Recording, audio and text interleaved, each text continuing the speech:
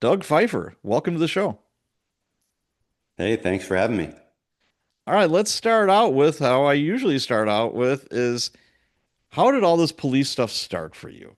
When did you get bit by the police bug?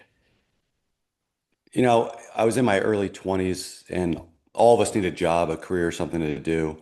And I remember going back to the East Coast for a baseball game with my dad. Summertime, Alaskans, we travel back to see family. And we were able to watch a Baltimore Orioles game.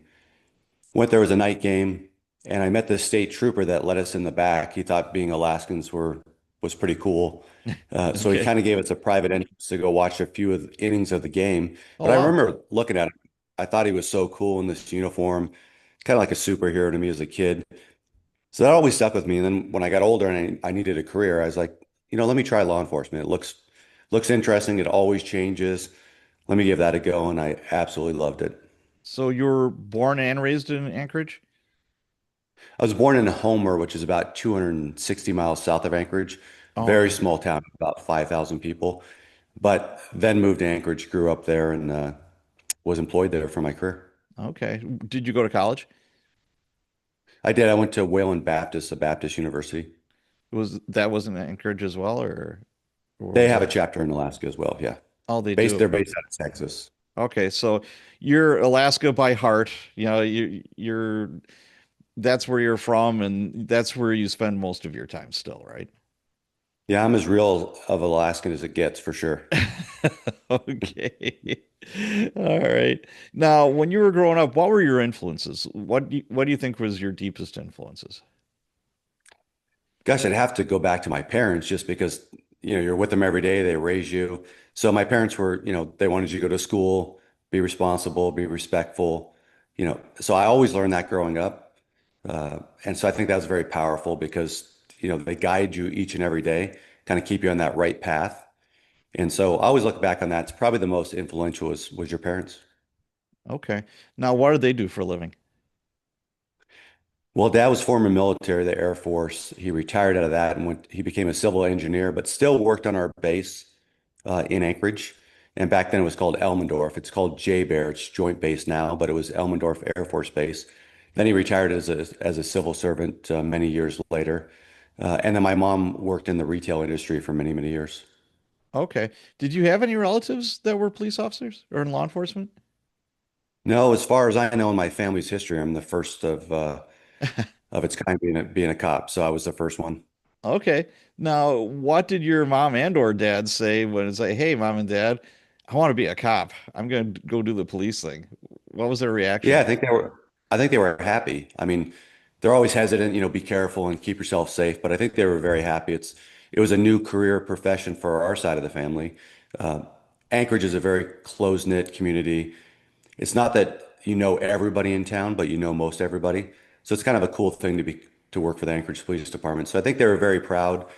They didn't know much about policing, but they were more than happy for me to go into that profession. Now, educate me a little bit here. Now, the city of Anchorage is about how big? 330,000 people. Okay, okay. That's pretty big. So about 330,000. And how big was the department when you were on it? Like about how many members? Department ranges from still the same today, about 350 to 400 officers. They would Okay. like to have 450, but as we all know, it's very difficult to recruit police and keep a full team together. Yeah, absolutely. So you finished college. Did you go into law enforcement right away, or did you have jobs in between?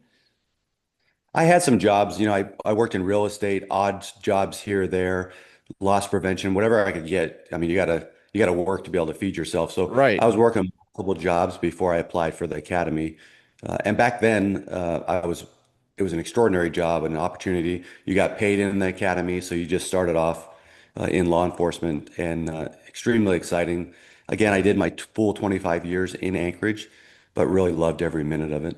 Now, the Anchorage PD, do they have their own academy, or is it like a technical college kind of like situation, or what did that look like? Yeah, it's a full-blown academy. They have their own. As a Okay. matter of fact, they would often host other agencies Mm, throughout our state in the academy to certify them as well. But as a new recruit, you'll go to school. It's like a school setting like college for 4 months. You'll learn everything, defensive tactics, firearms, codes, laws, all the things that you need to know as a cop. 4 months, multiple testing. You've got to graduate out of the academy. And then, as you know, you go into field training, and that's where you're, set up with another officer, a senior officer for a month at a time. And we did that. You'd have three of them, so 3 months. And then you have a final phase where you have one more field training officer that dresses in civilian clothes, and then Really? you're still in your uniform. And then you just handle the job by yourself for 2 weeks, and they evaluate you to make sure that you're doing the job properly, you're handling reports, all that. And then they cut you loose, they sign off, and then you're on your own as a cop. Now, that's very interesting to me. I've never heard of an FTO going into street clothes while their recruit is in their uniform. Why are they doing that? Well, it's actually a great reason they do it is because the final 2 weeks is, as you know, in law enforcement, anytime somebody's in a uniform, people in crisis will run to that police Oh, officer, and they absolutely. should because they need help. So what that does is it prevents the field training officer from getting fully involved in these calls, so he or she can evaluate that recruit properly. Now, if the shit hits the fan, everybody's got to be in there, and they're going Right. to help, of course. But it's a great way for them to evaluate and for people to focus on the police officer that's being rated to make sure that they can handle whatever situation.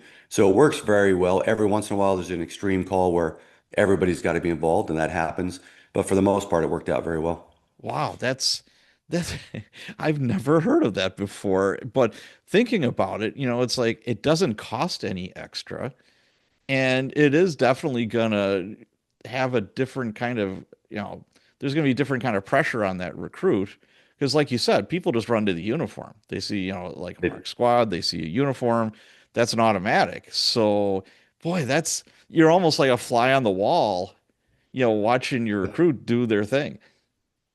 That's what you are. You really want to make sure that in that final 2 weeks, they can do the job. I mean, there's immense responsibility being in law enforcement. There's Right. liability for the city or the state.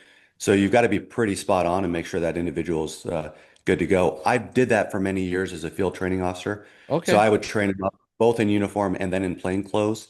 I found my evaluation was much better in plain clothes because, as we've talked about, that officer, they had to handle the situation. And basically, citizens would leave me alone and focus on them. So evaluation wise, it's a very, very good tactic. Did you ever have a citizen saying, "You're not a real cop"? Come on now. In when I was out of uniform, Yes. oh yeah, yeah, that happened all the. And even when you work, sometimes you work undercover assignments or Oh, sure. detail. They would do the same thing, and then depending on what you were in, you would either show them your badge or you wouldn't. You just play it off. Yep. But that happened all the time. That's funny. Oh my gosh. That is something that, like I said, that's genius almost, I think. Like I said, it doesn't cost your department a penny, and it just you're looking through a completely different lens, and it's putting different pressure on that recruit that they wouldn't have before. And yeah, that's really slick. How long have they been doing that? I'm excited about that. That's really cool. Boy, I served 25 years and retired in 21, so they've been doing it that entire time. So long Wow. before my time. I'll be darned. Wow, that's crazy. Yeah. That's a really good idea. So what was the Yeah. hiring process like for the department? You got on in 96? Is that when you got on? 96. Boy, it was a tough hiring process, I'll tell you that. There was about 5,500 applicants for a 28 person academy. So one, you have a huge pool, and back in the day, it was a great job. It's almost like a government job. You have Yep. pension, so these are really sought after jobs. And what they do, they whittle down from that 5,500 to 28 individuals to offer them the academy. But again, you're going to go through written tests before you get there. You're going to go through psychological tests. You're going to do a polygraph. You're going to do a physical fitness test. You're going to be checked out by a doctor. So there's 5 or 6 big testing phases that you'll go through. And all along, they eliminate candidates through that. So it might go down to 3,500, might go down to 2,000, 1,500, 1,000. And then the last remaining 50-ish that are who they have selected, it goes to the chief of police. Hmm. And then they'll kind of go through and pick the candidates that they think would do the best. And then you're in the academy. Wow. I would think, what you just said at the very end, where the chief gets to handpick who, they want. Boy, I think you just open yourself up to litigation because, somebody's gonna scream. It's like, you didn't pick me because of X, Y, or Z. prove it. Yeah. Yeah, it's a tough one, but I think when you have like let's say you have 50 qualified people and you've got to get it down to 28, then the chief can go through, and I say the chief, he's probably with his captains and Right. deputy chief, but they can go through and really focus on, who's got the top education, who did the best in the academy, who was strong here. That's probably how they eliminate. I was never in that process. And also those candidates are then re-invited to the subsequent academy. Like if we had another one in 8 months, Mm. those that were left over are going to be in line for that, which happened a lot. We would pick those up in the later academy. Gotcha. Yeah, for us, our academy size was 60 people. It's not there anymore. They're That's having big. That's they're big. ha- they're having a hard time just getting like 20, 30 people in an academy class now. And for me it was 95 and I was on a waiting list for 4 years. I took the test when I was Wow. 26. I went through all the testing when I was 26, didn't get on until I was 30. And I'm like, ugh. In the year that I went through the academy, we pushed 4 academies through in 1 year. That's a lot. Yeah, and I'm just having flashbacks to what you're saying is like, 5, 6,000 people. Same with us. I took the written test. There was probably 2,500, 3,000 people at the written. There's like two or three of those in one day. And that was for like, I don't know, two or 300 positions. So yeah, the competition was fierce, but the economy wasn't great. It was a decent job. You wouldn't get rich, but you could raise a family on it and live halfway comfortable, and you had a pension and Yep. great health insurance. Of course there was negatives to it too, but that's with any job, but there were some serious negatives with that. So Yeah. one thing that I saw when I was looking at Alaska is Alaska has the highest percentage of serial killers per capita of anywhere else. Why do you think this is so? Well, I tell people, especially some history of Alaska in my book, I said it's one of the most beautiful places, but also one of the most deadly. I don't have a perfect answer as to why that is with serial killers, but I think one, we attract a lot of serial killers from the lower 48 that come up to Alaska because it's a massive state. It's 2.5 times the size of Texas. Uh, you have a lot of land, low population. The entire state is in the 700,000 range. So very small population. So serial killers, I think, naturally think that they can come up, they, kill somebody, they have ample areas to dispose of the bodies. That's typically how you get caught is we find a body or you have Mm, witnesses. So in their mind, I think they can probably get away with a little bit more. We do have some homegrown serial killers, just as everybody else does around the nation. right. But we have a lot of trans serial killers that come up and commit their crimes. Also, probably thinking incorrectly that law enforcement in Alaska isn't sophisticated, that you don't have big Mm. departments. That's just opposite. APD is a very sophisticated department. You have the Alaska State Troopers, so you're going to get caught. And eventually, we would catch these serial killers. But it was always fascinating. I don't have an exact answer, but it's probably because they thought they could get away with it. Well, I was very surprised to see that Anchorage has a pretty high crime rate. I didn't think a whole lot was going on up there, but I was completely wrong. I mean, do you have any ideas as far as like what the violent crime rate was when you were working? Tops in the nation, it still is for Anchorage. And what Yeah. I would say on that is you've got 8 months of winter and it can be very cold, a ton of snow. So people unfortunately get a cabin fever. They get locked up in their apartments, their houses, unless you're an extreme, sports fanatic that snow machines or skis at 20 below. Often that 8 months is tough with darkness, kind of being trapped in a house. Alcoholism is huge, drugs. So combine all those, and then you get violence, right? You get a lot of domestic violence in Sure. households because people are stuck together, families are. So that was one of the biggest things I learned is domestic violence is rampant in Anchorage, but I think it's climate induced. I really think it is. And alcohol and drugs obviously don't help. What was like when I was a new cop and up until about 2017 or 18, crack cocaine was like the drug of choice, for the hardcore. Yeah, and now towards the end of my career, it's kind of segued towards heroin, fentanyl. You'll always have pills, but and there'll always be crack as well. What was the drugs of choice up by you? Yeah, that's a really interesting question. Crack cocaine always fascinated me because early in my career, that was the big drug. Oh yeah. But one drug that lasts the span of time is heroin. So when I started, heroin was very prevalent. Wow. In my mid-career, heroin was prevalent, and when I retired, is still prevalent. So I think heroin is the drug that kind of like a retro drug that just lasts, the span of time. Crack cocaine was interesting to me is I thought crack would there'd never be another drug that could overtake crack because it was, I mean, wreaking havoc on our town. Right. But there was something else came up, out a new drug. Fentanyl's in the mix now, but crack cocaine actually came back and is currently an issue in Alaska as well. How it ever came back, I'm not really sure, but Yeah. it's quite odd because I thought typically once a drug disappears, something else replaces it. Fentanyl's a big one now, but synthetic dope, there'll be something else next year or the year after that replaces it. I don't think you ever stop it. The drug trade, early in my career, I thought I could put a dent in it. Later in my career, I realized it's almost an unstoppable force. That's how much money and power are in dope.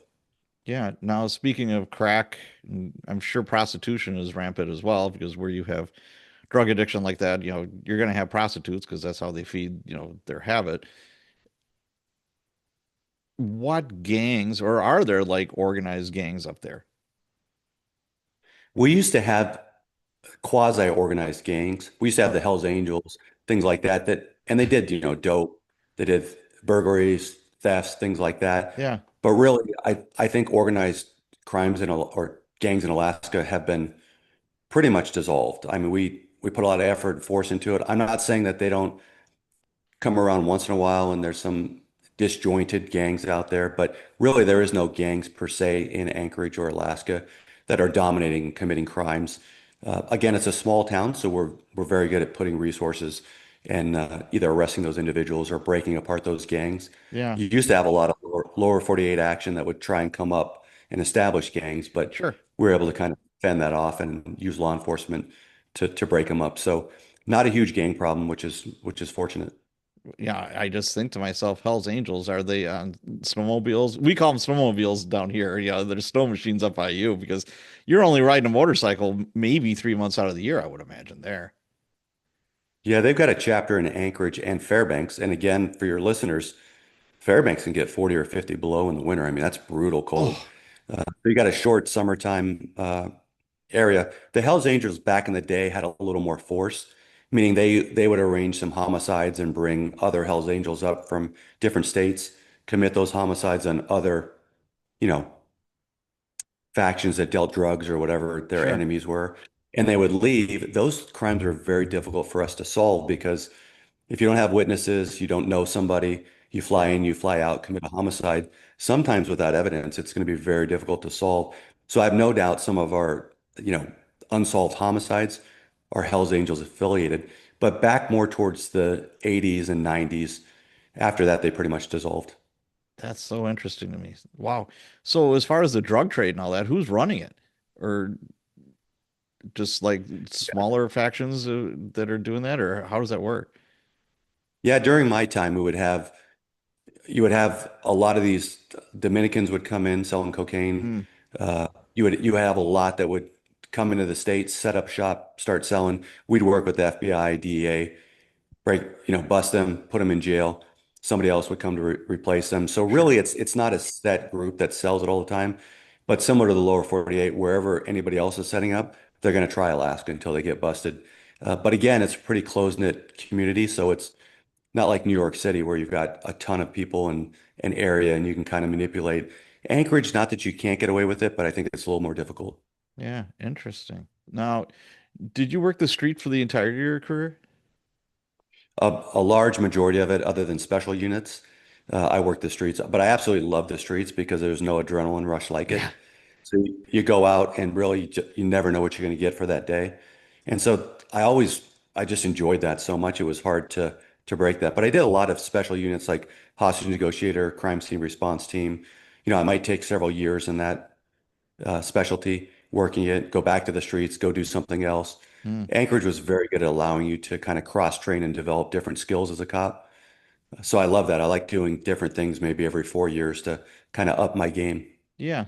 No, that makes you a well-rounded officer, I believe. I think that every cop should do their stint in the detective bureau. You should learn how to write a warrant. You should learn how to, dissect a crime, develop your leads, go arrest the bad guy, interrogation, interview, et cetera, et cetera. It just makes you a more well-rounded cop to learn all these different skills. Yeah, I think so. And 50% of being a great cop is that intuition when you've got a suspect in front of you, that feel. It's almost like a sixth sense where you Yes. know if they're related or not. That really helps your investigation. I don't know, that part is hard to teach from a recruit level. I learned that. You can learn all the paperwork, the warrants, things like that.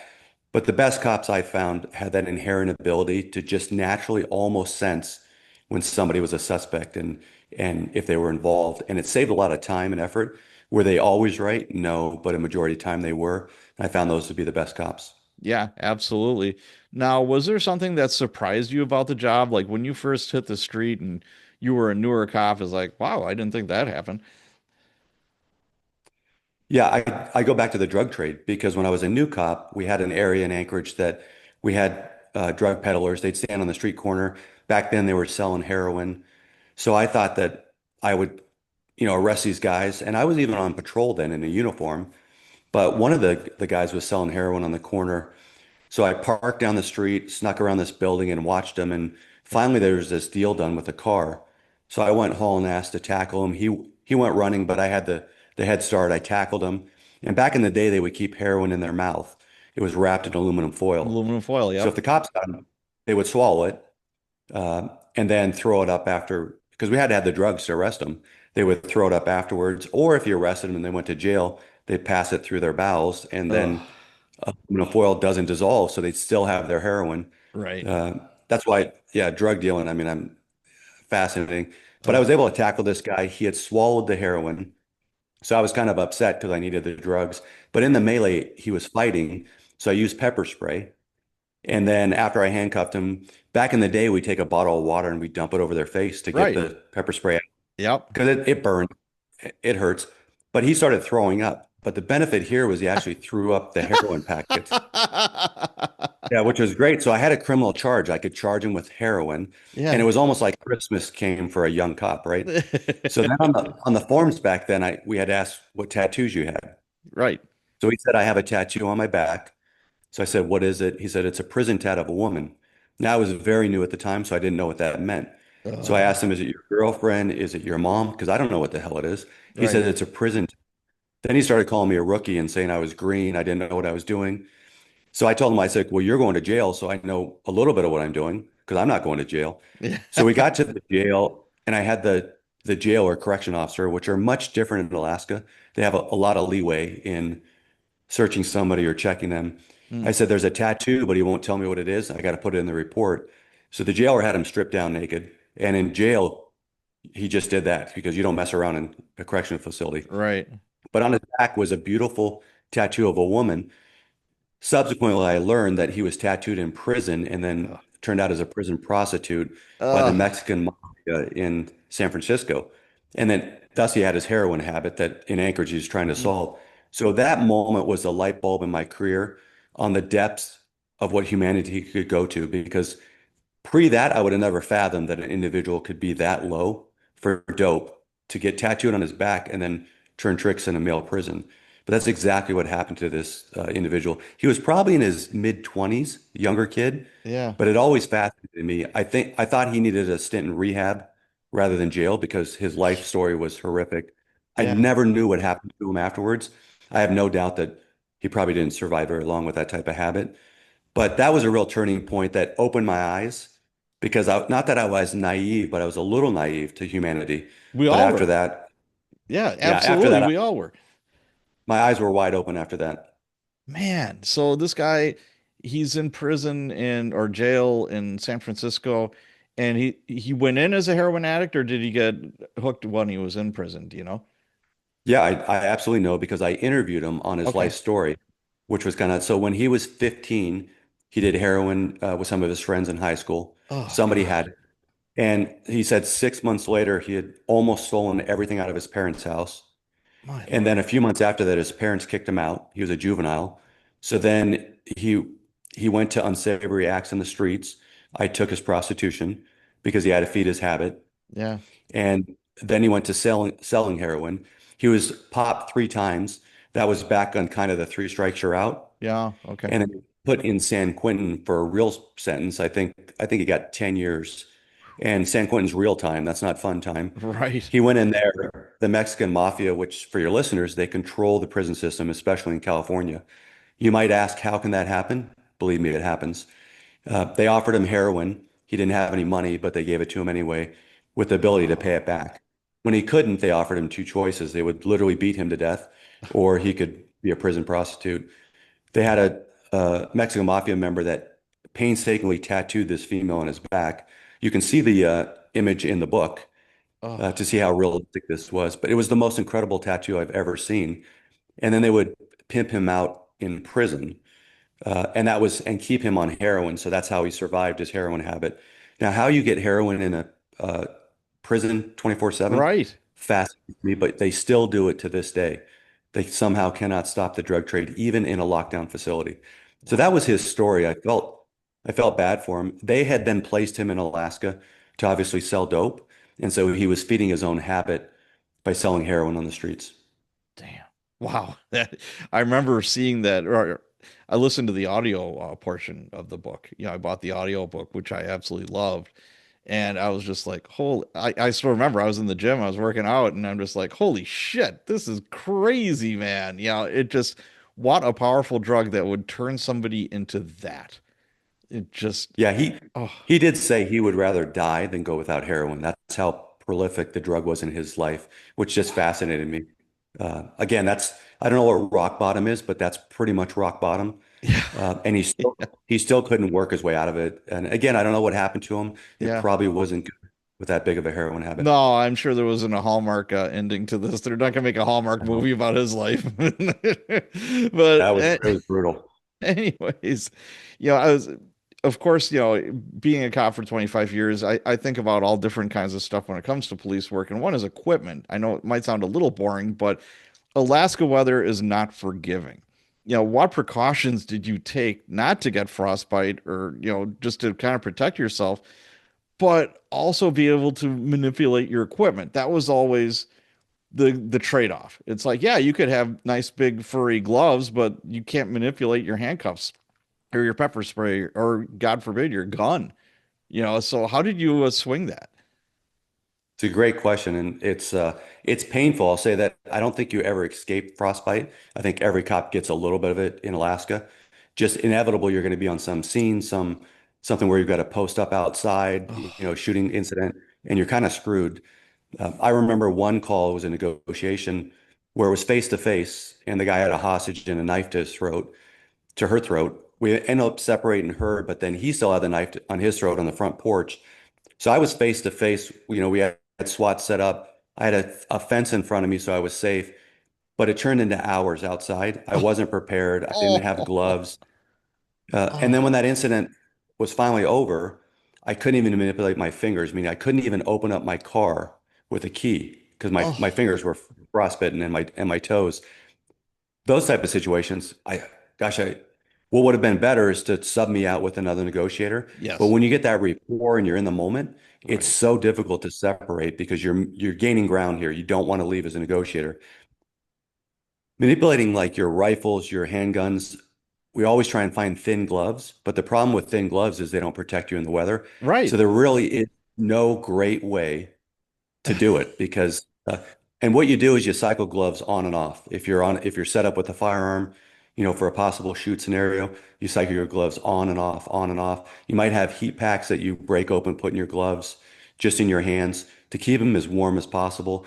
But I found, manipulating firearms is very difficult with gloves. We did it in training scenarios, and your marksmanship goes way down, obviously, oh, because obviously, you got yeah, got this glove on, you don't have the trigger feel, you're not as steady. So it's brutal. We do have hats, gloves, snow pants. We have heavy, heavy gear. So maybe you're on an accident scene or something where you can dress up. You're not in a, life or death situation at that point.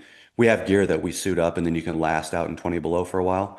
But long term, it's never fun. And I think probably every Alaska cop has some frostbite story in their career. I would think so. I mean, Wisconsin gets mighty cold. We go into the negative numbers, and I worked nights for 17 years, which just, it is colder, but it just feels so much colder when there's no sunshine. So I can only imagine, because how many months do you go with no sunshine up there?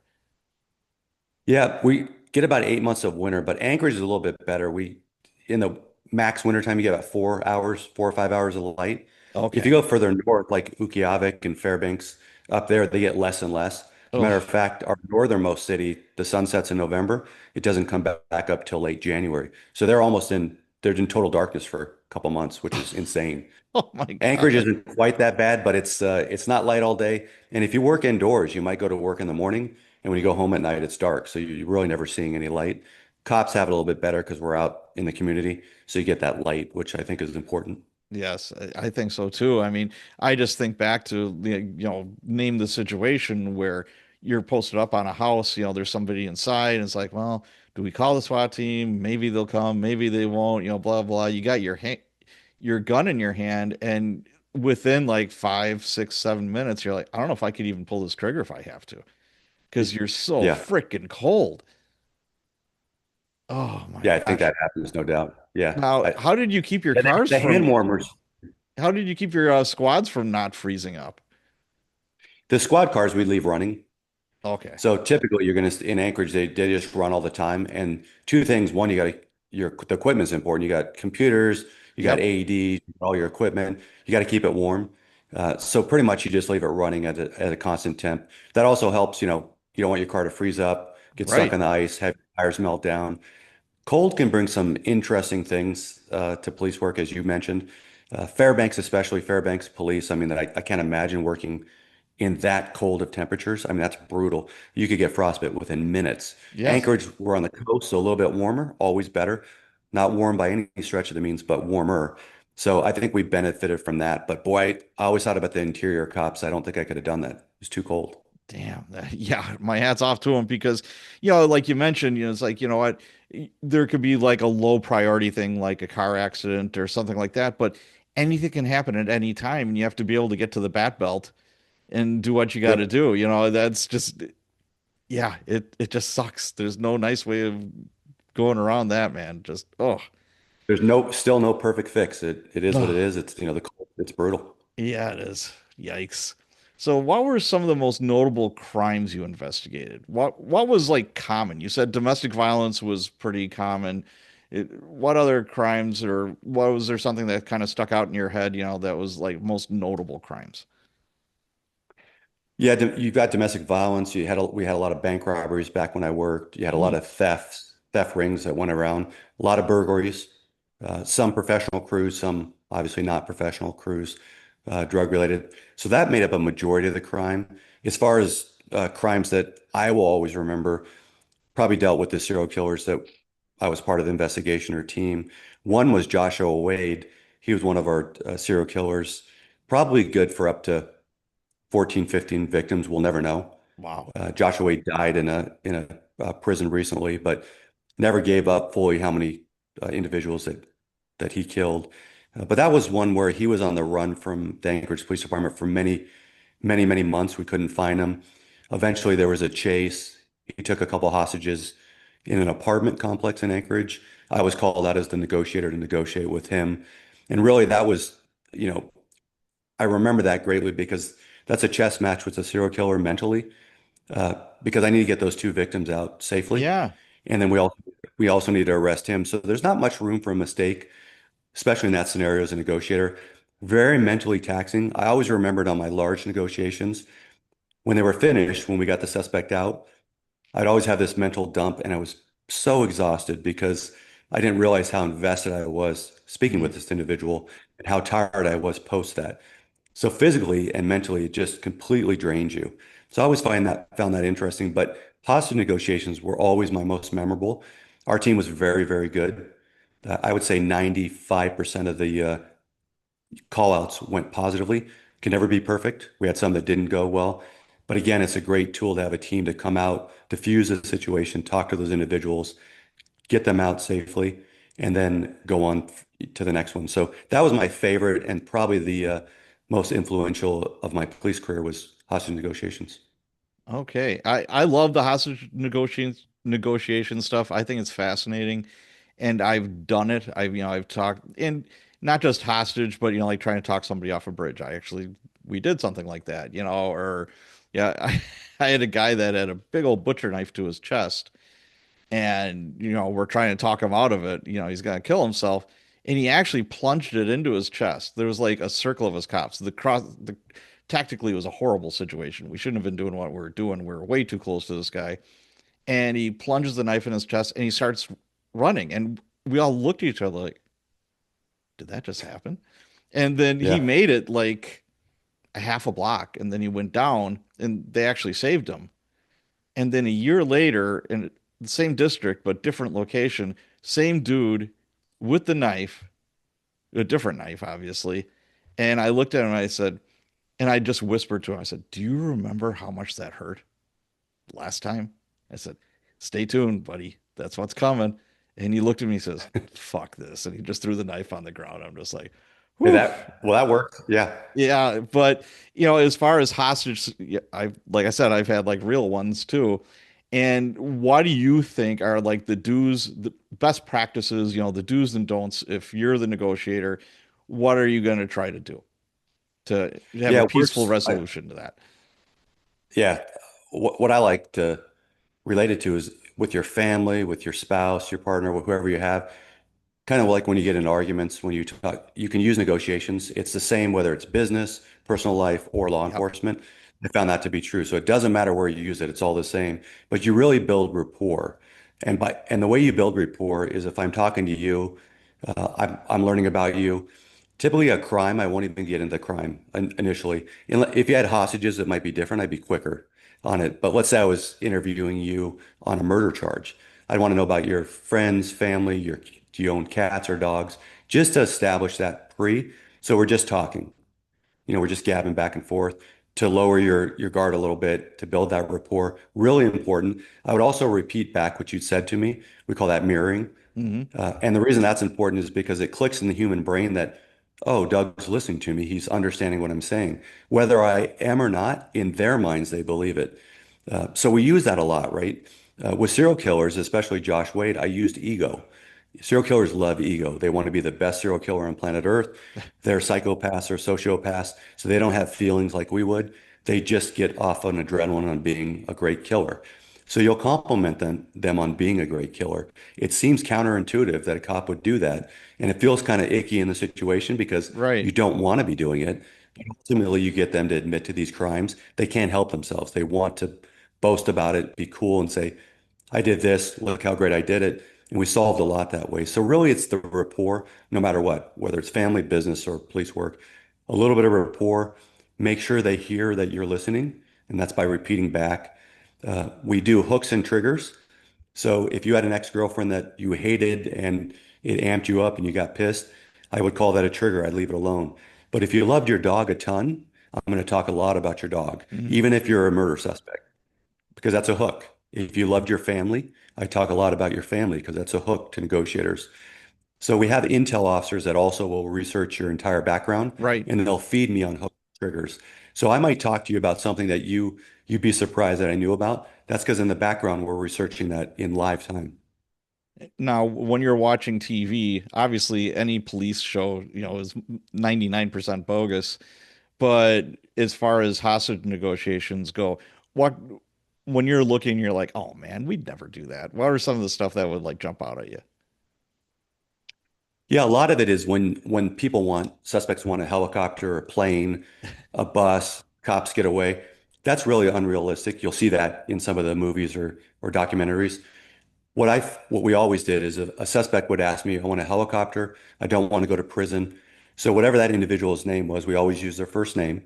Sure. So if it was Josh for the serial killer, I'd be like, Josh, that's unreasonable. I can't do that. That's never going to happen. What does two things. You're brutally honest with the individual. They already know that likely that helicopter is not coming, going to swoop them in and they're going to go away safely. So it resets. What I don't like is when you feed into that fantasy and you say, well, let's see if we can get a helicopter. Let's see if we can do this. Because what that does, it destroys trust down the line. Gotcha. So really, you see that in TV that they're helping and it's working towards a solution. That would be the opposite in real life negotiations. You want to be very honest on expectations. The serial killer that I talked out, he asked me, "Am I going to go to prison forever?" Now, I didn't lie, but what I said is, "Josh, you're going to have to answer for your crimes, and that's going to come after you come out, and we'll see what happens." If I would have said, "No, you're not going to go to prison," he would know I'm lying, and he could very easily kill another hostage. But he respected that answer. Sure. So I dumbed it down a little bit. So I'm not saying you're going to be in prison for life, which he was, but you want to do those type of things and keep that rapport going. But again, being very honest with them is key. It seems like you should be able to lie to them, but there's a couple of things. It's very hard to remember all your lies. So they're going to trip you up later. Oh, So sure. just be honest and straightforward. And it usually works out the best. I taught new negotiators. That was the first thing I taught them is it's extremely rare, only one incident in my career where we were dishonest in a negotiation for an outcome because that the person was actively harming people. We had to be. Mm. But 99% of the time, honesty works. Yeah, I remember reading a book before I was a cop about a hostage negotiator in Chicago. And he was talking about some of the fallacies where it was like, well, we're going to bring in the priest. And actually, somebody did that when he was doing a negotiation. He didn't know that this was going to happen. And all of a sudden, this guy is, barricaded, blah, blah, blah, with a gun. And he brings in a priest and he's like, Father, I'm a sinner, blah, blah. And the priest is like, Son, God forgives all sins. And they're like, Oh, he does? And blows his brains out because he felt absolution Yeah. from this Yep. priest, so don't bring in the priest. Or it's like bring in the wife or the girlfriend. It's like, well, she might be the reason why he's doing this shit. You just don't blindly bring people in, and that's just dumb. Yeah, you're spot on with that. In my career, I had many requests for the ex-wife, the current wife, the girlfriend, Yep. mom or dad to come in. And that's an absolute no, because one, you're jeopardizing that citizen, right? That family member. Right. The second would be, can I talk to him on the phone? People might think, well, that's great. Let's let them do that. But to your point, oftentimes they'll talk on the phone, then they'll blow their heads off or they'll Yeah. harm somebody else because they wanted to scream or get one final act of vengeance. Yes. So Exactly. what we would do to easy solve for that, and this is all we did. So if you want to talk to your wife, your girlfriend, because you love her so much, and just let me talk to her for 10 minutes and I'll come out, I would have a negotiator go and do an actual interview on tape Yep. with that spouse. I would come back. It would be choreographed. We would, the spouse couldn't yell at the individual or anything like that. Right. I love you. You come out. We'll work this through. And then I would play it live for them, either on, the phone or Mm. or if we had a robot in there or something to play it for them and let them listen that way. They would never have individual contact with anybody because a lot of the times they're going to kill themselves or somebody else, and it's kind of a moment for them to get notoriety. So it's much safer to do a tape recording. So that's how we handle that. Yeah, and like to your point, sometimes they just to spite that person, they'll kill themselves in front of them. So you just take away that opportunity. It's like, okay, good. Absolutely. Yeah, yeah, and it always kills me too, where the negotiator is working by himself. In a perfect world, you have a team, like you said. This it's not just one person. It takes a team to make this work correctly. And two is they they go out from a position of cover or what am I thinking? Cover and concealment.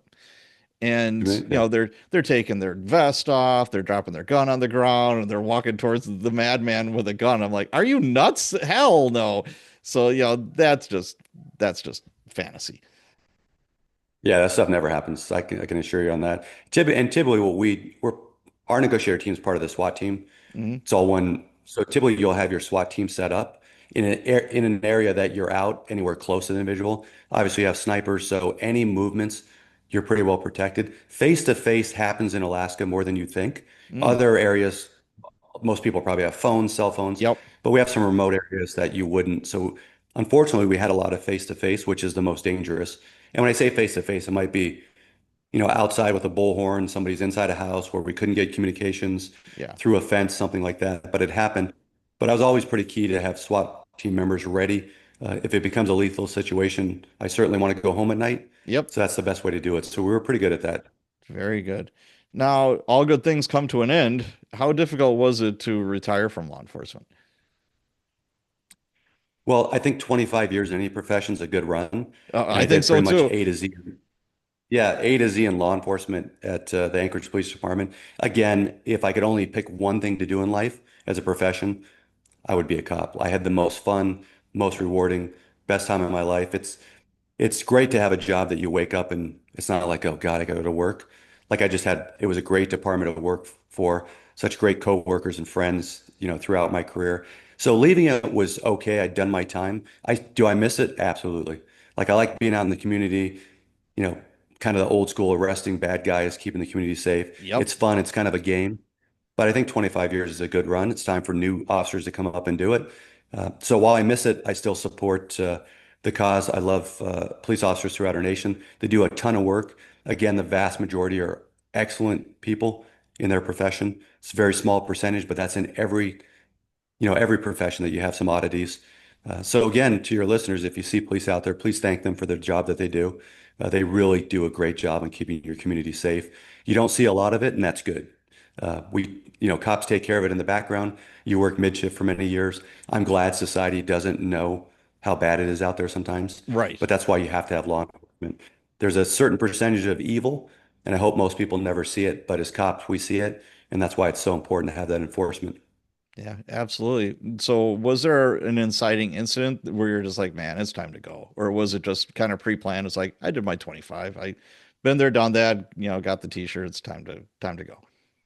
Yeah, there was no incident. Tip Okay. with Alaska, you can get your pension at 20 and then you get full medical at 25.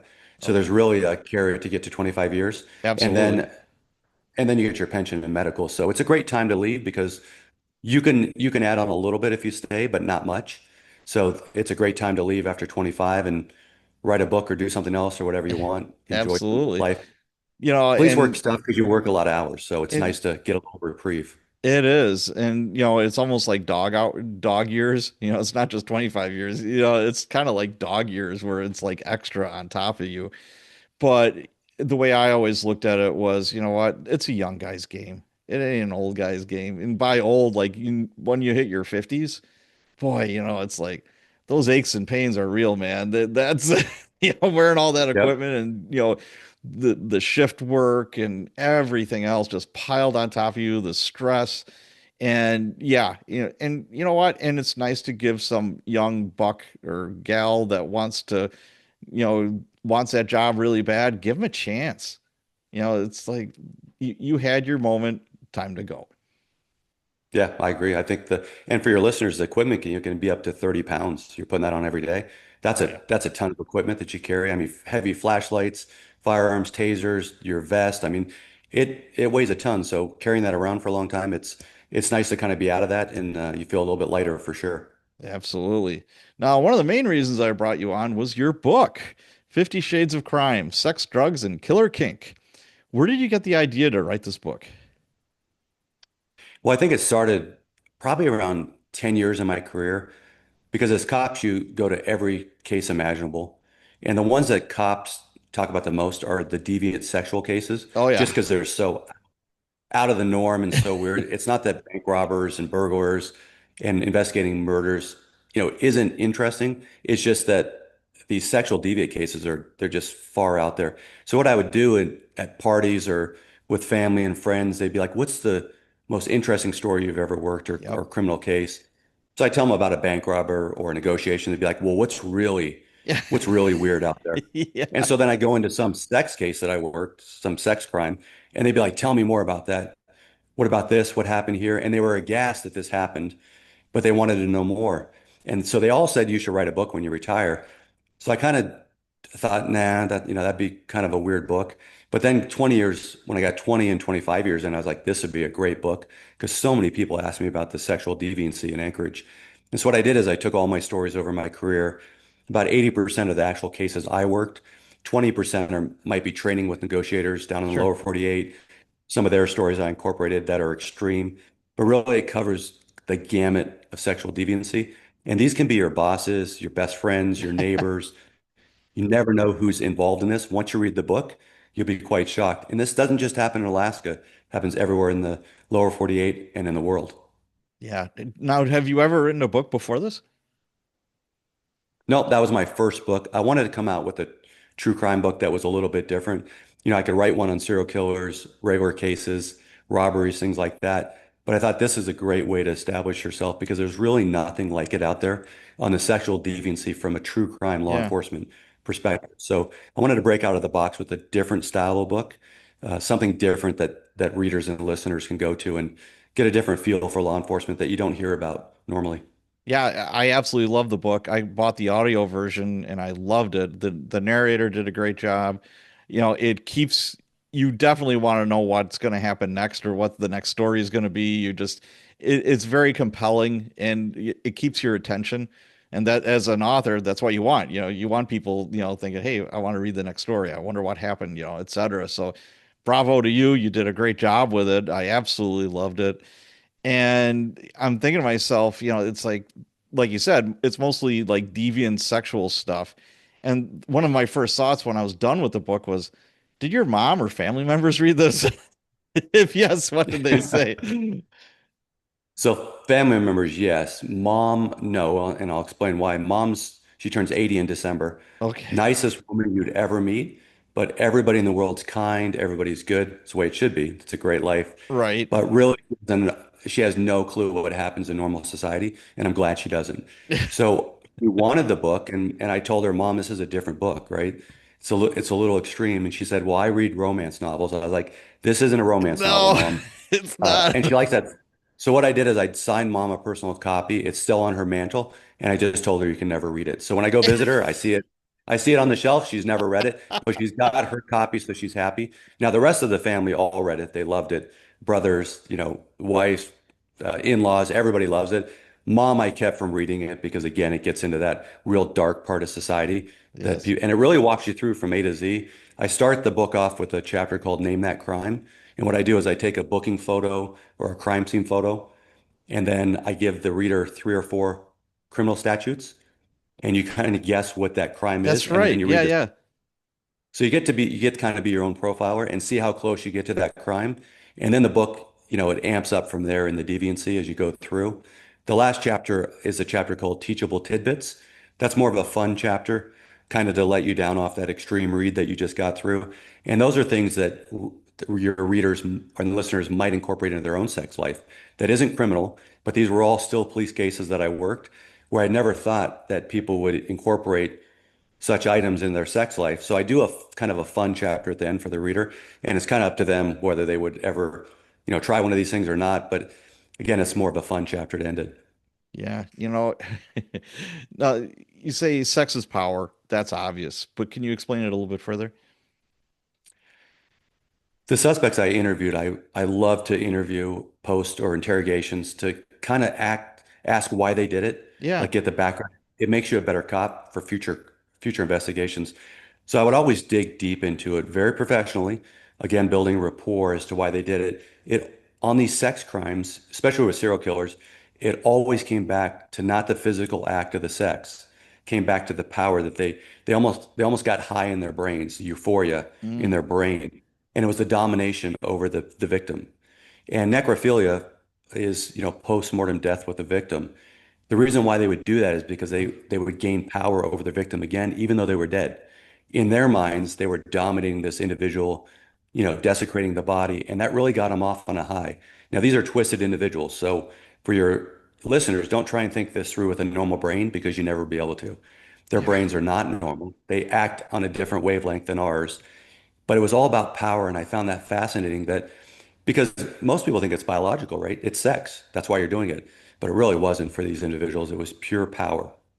Wow. Now, thinking about all the bizarre stuff that I've seen and, reading your book, my mind goes to Michael Hutchins, the late lead singer of INXS, and David Carradine. What do they have in common? David Carradine for sure was the autoerotic of asphyxiation. How many cases of that did you investigate? Boy, over my career, I'd say dozens. It happens Really? a lot. And I that was only just, had one. I only had yeah. one. Oh, yeah, we had it. I would say we probably have a little bit more in Alaska. Again, I think you get the dark climate, the cold, Boy, the alcohol and drug use. So we have a lot. man. Uh, they were always, I mean, fascinating cases. And the thing I found was was the most heart-wrenching is the families. Unfortunately, the family would typically find the individual, Oh not always, yeah, but a lot of the times, right. and that was painful for them. And then the families would want it to be a homicide or it's accidental suicide, and you'd really have to explain to them that it wasn't any of those. It was autoerotic asphyxiation, and they didn't want to take that as a case, closing the case. They wanted Sure. it to be further investigated. I always felt for him because I get it. You don't ever want your family member to go through that, to die that way.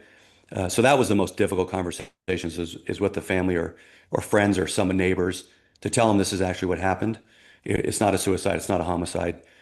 They were gratifying themselves and accidentally, most of the times, uh, died of suffocation. Yeah, I think about David Carradine. What a great career he had. First, he was Kwai Chang Caine, wandering around the desert looking for his brother in the Old West. And then later on, like Kill Bill, Yep. and then you wind up dead in a seedy hotel in Bangkok, Thailand, dressed in women's undergarments, choking yourself as you're masturbating. And I'm like, how do you go from point A to point Z like that? I don't get it. But Yeah, and that's something that he'd always been doing. That's not something that materializes late in life or at some point. He's probably done that hundreds of times. In all the cases I investigated, just so you know how it works is they'll typically take a nail or a pin, do a belt loop or a rope, tack it into, in a closet, up top. They'll lean forward as they're doing it, and it restricts oxygen as they lean forward. When they pass out, it'll break, all their weight will go, and that pin or nail will break loose, and they'll recover, they'll regain consciousness. What happens is oftentimes they put the pin in or the nail too far in, they'll fall forward and it doesn't release. oh boy. And then they in essence they die right there. They don't mean to, it's an accident, but they're passed out, they can't save themselves. That was always, but when I would look, there would be 15, 20, 30 nail holes. So they've done this that many times. Oh, okay, okay. That But makes sense. it had worked out. And so Yeah. carrying was different. His family also had an independent investigator. They believed that it was homicide. And again, they got the video, everything. He was the only one to enter the Yeah. hotel we were staying at. So it wasn't a homicide. He died of autoerotic, which Yeah, was yeah, unfortunate. Not his yeah, first time. that's a tough conversation with, with loved ones. Oh my God. I mean, the only one that I had, this guy had a very complex like pulley system and a noose around his neck. He was sitting on the ground. And he also had, as the coup de grace, a D-cell battery with nipple clamps on his nipples. So he had electrical Electric himself. charge going from the battery to his nipples as he was doing this, as he was suffocating. And the ME came in. I said, "What do you think?" And she's like, "Either he had a heart attack while he was doing it, or he suffocated. From the noose. It just things that pulley didn't do what he thought it was going to do. There was no safe exit from this. So obviously Yeah. every cop in the district wanted to see that one. You're just like, holy shit, you don't see that every day. Yep, that goes back to the book is that it's those weird cases that cops in the community really want to know about. Oh yeah. And that that thing right there, yeah. In reading your book or listening to your book, you explore bestiality, necrophilia, even necrophilia on dead animals. I didn't even know that was a thing. How prevalent is that in Anchorage? Well, that's so back to your autoerotic, only one case I've ever worked, and Okay. this was a moose in Alaska. Oh The my God. moose, I don't know how the moose died, but it's a trail in Anchorage. We call it a coastal trail, so it's a nice, beautiful trail, heavily wooded, so not public, but close to housing. The moose had died somehow, and the neighbors, the smell of the moose, because decomposing, these are Oh yeah. 1,600-pound animals. Yeah, that's a lot. So Yeah, it is. they called, and then they'd seen an individual building like a wall out of trees and things like that in front of this moose. So they were thinking that maybe they were harvesting the moose, taking the meat from him. Yeah. They called the cops. So a couple of my coworkers went out there and they saw this makeshift wall. But when he went up to look over it, the guy actually had his pants down and Oh. was engaging with this dead moose. The Oh. moose was half rotted too. So he couldn't believe it. He's like, it just blew his mind that this is actually going on a rotted corpse. But uh, interesting depths people will go to. That's the only one I've been a part of in Anchorage. It happens all over the nation and the world, though, unfortunately. My Bestiality is God. another one that I find Oh, extreme on those cases. But the necrophilia bestiality that's extremely uncommon, but happens. my God. So your book, 50 Shades of True Crime, Sex, Drugs, and Killer Kink. How did you get that published? I mean, I'm sure that wasn't easy. You're pitching this book with this, this subject matter. It's like I said, it's not a Hallmark or a cozy mystery or something like that. How did you do it? It was tough. So I wrote it in about 3 months post-retirement. Pretty easy because all these cases were burned into my brain. So you just kind of write them out. And I write it from the cop's perspective. So you really get A to Z on what happens and how police officers operate, how they investigate, what happened to these individuals, post arrest or death or whatever it was. Yeah, You get all of it in. And so I wrote it pretty raw, pretty to the point, all the facts, case facts. And then I thought this would be easy to get a publisher because it's such a unique true crime book. So I started pitching to the bigs one by one. They would interview me, they'd read the book, they'd be like, wow, there's a lot in this book. I don't know if the audiences are quite ready for this. How about you do this? Take this out, take this out. And I was like, well, if you take that out, I thought about it, but then it's not going to be the same. It's right. not going to be a sexual type book. So I'd go to 3 or 4 publishers, they'd think about it, sometimes taking weeks. They would send it up there, change the command. I would have Zoom meetings with them to say, again, they would go back to, we like this part, and this part, but take this out. Finally, I said, I'm not going to take anything out. I had almost given up because, I mean, how many publishers can you get a no from? Right, And then exactly. I went to another one about six or seven, and I can't even remember. And they said, we love it. Let's publish it. Let's run with it. Let's put it in all the formats. And then we Wow. were off and running. And they help with editing and all that. So that process takes 3 or 4 months. Yeah, It's not quick, back and forth. You do the title, you do the cover, all that. They obviously have heavy influence on that because they're the publisher. right. And then they get, podcasts, book signings, things like that. It's nice to be affiliated with them because they know how to sell books. You know, I think about it and it's like that's a killer title. Did you come up with that or where did it come from?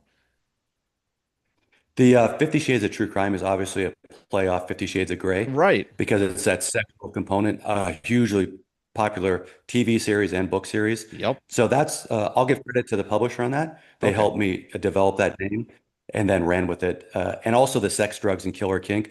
Great subtitle because that's really what the book's about. It's got all Absolutely. those things throughout it and all true crime cases. So I give the publisher a lot of credit for the title. And it's worked out very well because I think people instantly know what the book's about just by Yep. the title.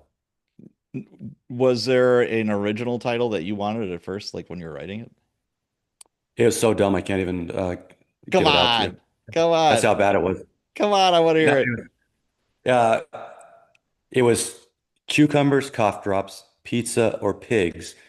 Why your life is perfectly normal, and all those things are incorporated in the book as sexual things. Yes, they That are. that's an extreme title, and while I thought it sounded good, it was that in retrospect it was not good. Well, So again, the pub really helped me out with the 50 Shades of True Crime. Much yes. better title, and Yeah. that's why you have experts. Yeah, exactly. But yeah. Yeah. But if your listeners want to learn about cucumbers, cough drops, pizza, and pigs, that's the book for them. Yeah. I have a Facebook group called Cops and Writers, and Karina Alice asked I posted that I was going to be doing this interview, and she said, "Did sex crimes become more seasonal based on weather?" Well, I'd have to say yes. I'd say the majority of the real deviant crimes, probably wintertime. Okay. The darkness, the cold. Not always. I mean, you always have that subset of Sure, crimes, sure. but I'd say yeah, there was more of it. And again, you're closing these houses, apartments, Yeah. a lot of depression in Alaska. So I think that's when it hits people, and so they become more violent, or if they have tendencies towards that, they act out on those crimes. So I'd say winter. Okay. And she also asked, more or less, what's the lowest temp that you found a couple engaged in the act, like in the car or wherever?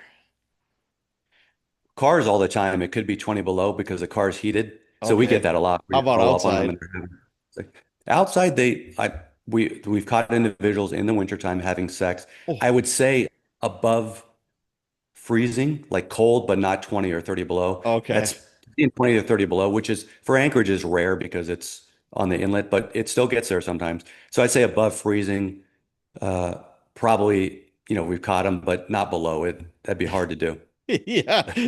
Biologically, I don't think it would work, Yeah, but it'd be tough. it would. Oh my. So what's next? Another book, same topic, something different? What's next? Yeah, probably the second book was going to be something different. What's unique in this one is I did my very first podcast with some retired FBI agents, and then I was called by a Hollywood production company after that had listened to the podcast. One of their team members actually puts together the podcast called Yeah. Cold Red, and they said we'd like to do a docuseries. And I was a little bit taken aback. So what they did is they signed me on a 12-month contract Yeah. to kind of develop this to get a buyer. Again, the docuseries would be sold to Netflix, Hulu, Discovery. They've got to make the deal with one of these streaming services.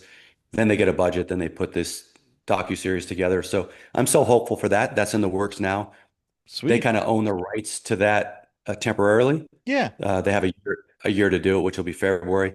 So I'd certainly like to write another book, but let's see how this docuseries develops initially.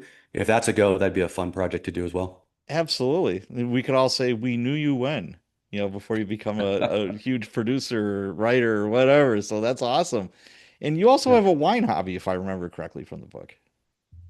Yeah, we did. We owned a wine store in Anchorage for Hmm. 12 and a half years, the wife and I. So we're the largest wine distributors in Alaska for that time.